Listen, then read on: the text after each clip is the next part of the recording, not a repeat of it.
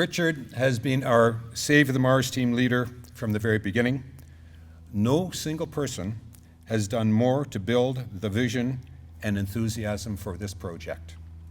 Richard has spent thousands of hours, usually long into the night, to ensure that the project stayed on track operationally and financially.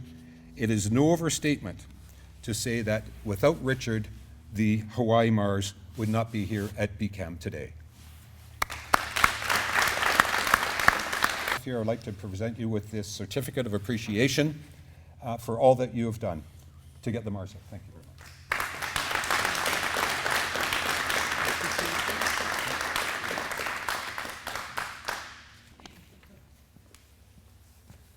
Thank you, Steve.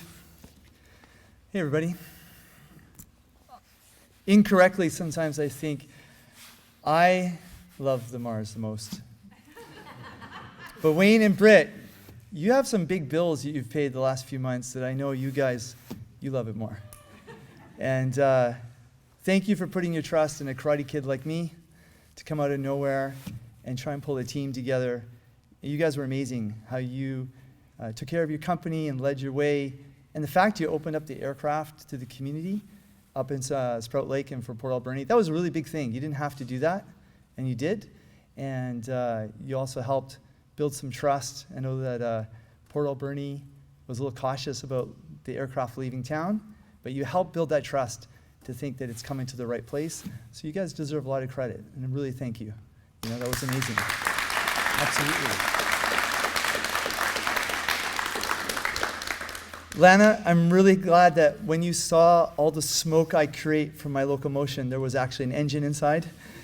And to see that right away and get your support and get all the people in your world behind it, that was incredible. And that to happen so fast. And your staff called me week by week just to see where we're at. And that was awesome. So again, thank you as well.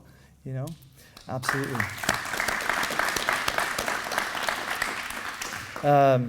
Lars in the airport. Where's Lars? You guys are an absolute model of people who read the room. You know, you guys read the room, and you still do. Even dealing with the airport 5 a.m. on Wednesday to get the stairs over there.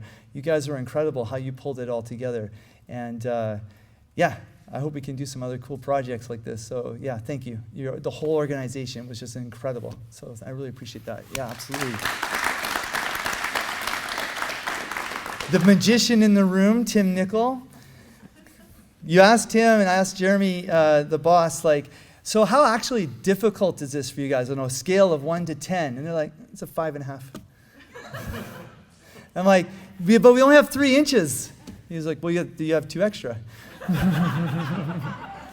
But I pulled the rope too, and this man is a master professional and really incredible, and we're really grateful. To the original team of the Mars, to all you guys, to everyone here at the museum, I really appreciate how much you put your trust in me. And the Times called this flyover and arrival the feel-good event of the year.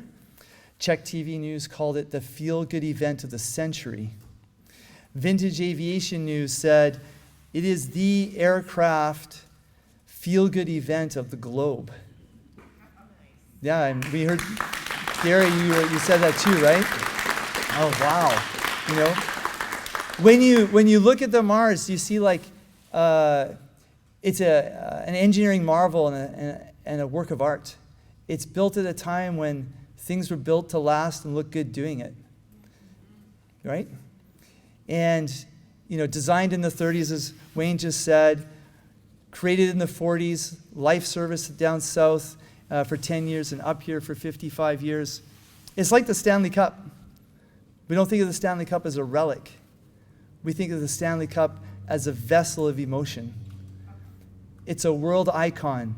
It comes with a cultural history and a passion.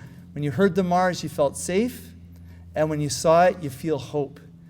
If you were in the aviation community here on the island, it was the pinnacle of where to work.